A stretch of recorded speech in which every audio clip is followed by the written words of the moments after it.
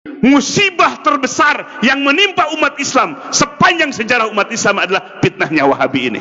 Maka sekarang Bapak Ibu sekalian, mereka ganti kulit, nggak mau disebut Wahabi, maunya disebut Salafi. Padahal paham yang mereka pelajari dan kitab-kitab inilah yang mereka pelajari semua. Jadi Bapak Ibu sekalian, ini sungguh memprihatinkan. Kenapa? Karena mereka menggunakan pemahaman seperti ini. Pemahaman yang merusak, yang membelah-belah kekuatan umat Islam, yang memecah belah kaum muslimin.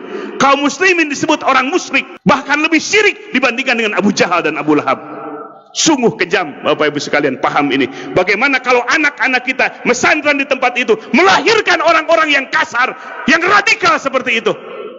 Maka oleh sebab itu kita jangan kecolongan. Kita bukan memecah belah umat, tapi mereka yang memecah belah umat dengan kitab-kitab yang dihadirkan dan pergerakan dakwah mereka, terutama di Indonesia setelah Presiden Soeharto lengser. Mereka berleluasa, biaya dana yang besar dari Saudi Arabia, dari Kuwait, dari Qatar masuk ke Indonesia untuk menggerakkan, menyebarkan pemahaman ini. Maka oleh sebab itu Bapak Ibu sekalian, kita sebagai warga ahli sunnah wal jamaah, warga Nahdiyin, punya kepedulian besar untuk melindungi umat dari pemahaman yang radikal seperti ini. Takfirul mukminin, mengkafirkan orang-orang yang beriman. Maka oleh sebab itu Bapak Ibu sekalian, di tempat yang mulia ini, di Yaumil Ijtima ini, bukan tidak beralasan kita mencegah mereka, sangat beralasan, karena kita lihat langsung kitab-kitabnya, bukan katanya kolak wakila, tapi langsung dari sumber-sumber ajaran mereka. Dan terbukti dari poin-poin yang tadi disebutkan,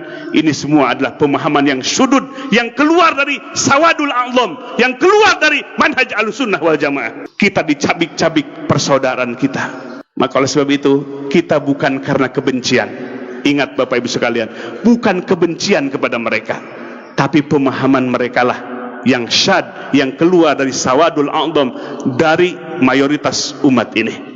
Dan mereka yang memusyrikan kita lah, bahkan lebih musyrik daripada Abu Jahal dan Abu Lahab. Maka oleh sebab itu, mari kita lindungi masyarakat kita, wilayah kita, dari ajaran-ajaran seperti itu. Ya, kita tidak akan bisa melihat sepintas, tapi yang harus kita lihat adalah kitabnya, rujukannya, marojeknya, sehingga kita akan melihat gambarannya seperti apa.